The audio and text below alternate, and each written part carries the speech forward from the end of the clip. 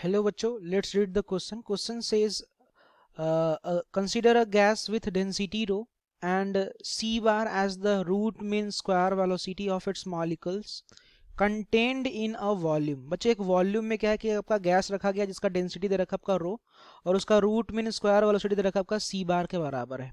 अब बोल रखा if the system moves as whole with velocity v then the pressure exerted by the gas is. अगर पूरे system को अगर v वेलोसिटी से मूव करा दे तो प्रेशर जो एक्सर्ट किया जाएगा गैस के द्वारा वो कितना होगा आपसे अकॉर्डिंग टू द क्वेश्चन बच्चों पूछा जा रहा है. इसमें ऑप्शन नंबर 1 दे रखा आपका 1/3 रो सी बार का स्क्वायर, सेकंड दे रखा आपका 1/3 rho C bar plus V का होल स्क्वायर, थर्ड दे रखा आपका 1/3 रो सी बार माइनस का वी का होल स्क्वायर और फोर्थ दे रखा आपका 1/3 रो सी का पावर -2 माइनस का वी का होल स्क्वायर. तो बच्चों सबसे पहले अगर अपन बात करें regarding the key concept to introduce the main concept of the problem, तो बच्चों इस क्वेश्चन के लिए हम लोग जो की कॉन्सेप्ट अपन जो यूज करेंगे, हम लोगों ने काइनेटिक थ्योरी ऑफ गैसेस में हम लोगों ने पढ़ रखा है about the relation between pressure and root mean square velocity of gas. तो हम लोग वही रिलेशन का अपन यूज करने जा रहे हैं. तो जो आपका की कॉन्सेप्ट होगा वो आपका होगा रिलेशन बिटवीन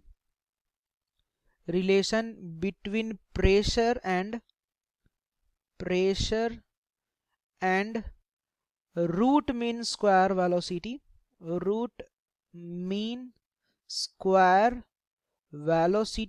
किसका? तो गैस का वेलोसिटी ऑफ गैस. अब अगर अपन बात करें इसके क्वेश्चन के अकॉर्डिंग बच्चों, सबसे पहले अगर अपन डायग्राम सबसे पहले अगर अपन ड्रॉ कर ले तो अपन ऐसा कुछ बोल रहे होंगे कि हमारे पास एक सिस्टम दे रखा है. तो सपोज करिए हमारे पास ये कुछ एक सिस्टम दे रखा है, ऐसा अपने पास एक सिस्टम है.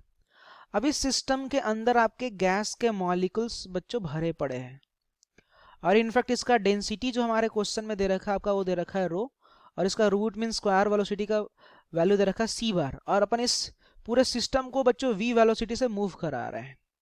अब इसमें एक खास और सबसे इंपॉर्टेंट पॉइंट बच्चों इसमें यह है कि यदि आप सिस्टम को अगर आप सपोज करो कि यहाँ पे जो क्वेश्चन में हमारा जो दे रखा है कि अगर अपन v वेलोसिटी से अगर मूव करा रहे हैं तो उस कंडीशन में जो है ना बच्चों, जो अंदर वाले जो गैस मॉलिक्यूल्स होते हैं, अंदर वाले गैस मॉलिक्यूल्स का जो वेलोसिटी होता है, अगर मैं स्टेटमेंट वाइज बोलूँ तो आप ऐसे बोल सकते हो कि velocity of gas molecules is seen with respect to centre of mass of gas का container.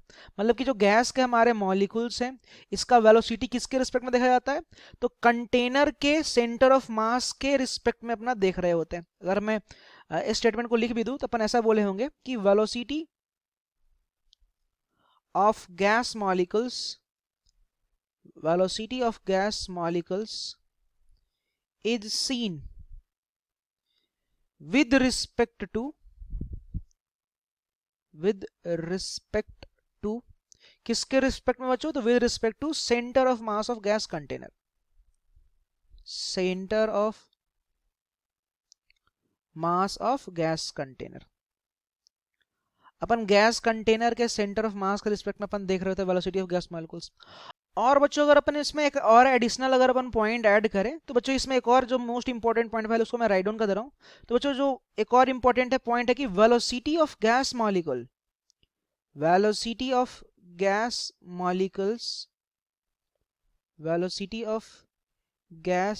molecules with respect to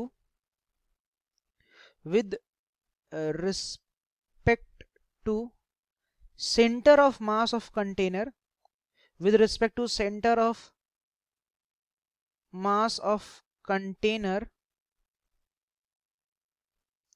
is not change. Centre of mass of container के रिस्पेक्ट में बच्चों गैस के मॉलिक्यूल्स का वेलोसिटी चेंज नहीं करेगा. अब अगर अपन ये इसके बाद अगर अपन फाइनली अब रिलेशन का पर अपन यूज कर ले जो हमने पढ़ रखा है रूट मीन स्क्वायर वेलोसिटी का VRMS का, तो ये हो जाएगा जो हमारे क्वेश्चन में दे रखा है इसको आपका सी बार से रिप्रेजेंट किया गया और हमने इसका रिलेशन पढ़ रखा है क्या होता है आपका √3 RT अपॉन M के बराबर होता है, जहां पे R आपका गैस कांस्टेंट, T टेम्परेचर और M आपका मॉलिक्यूलर मास होता है. और हमने आइडियल गैस का इक्वेशन जो पढ़ रखा है PV इक्वल टू क्या होता है अपना NRT के बराबर होता है. तो मैं बोलूंगा P इंटू का V छोड़ो, मोल्स को लिख सकते हैं बच्चों अपन मास अपॉन का मॉलिक्यूलर मास और साथ में जगह आपका R इंटू का T हो जाएगा.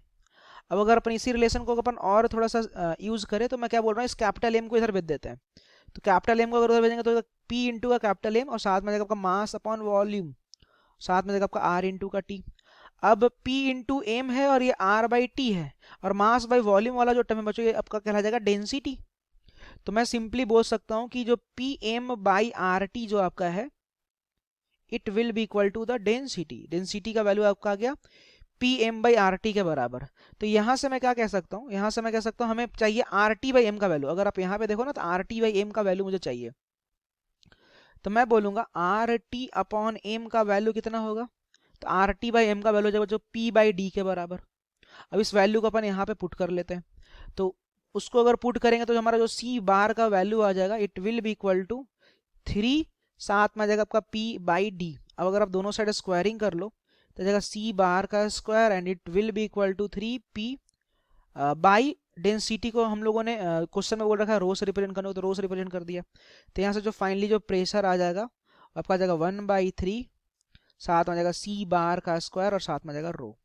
अब अगर अपन ऑप्शन बच्चों चेक कर ले तो ऑप्शन वाइज अगर आप देखो तो जो आपका फर्स्ट नंबर का ऑप्शन है बच्चों आपका ये करेक्ट है। So this is the final answer.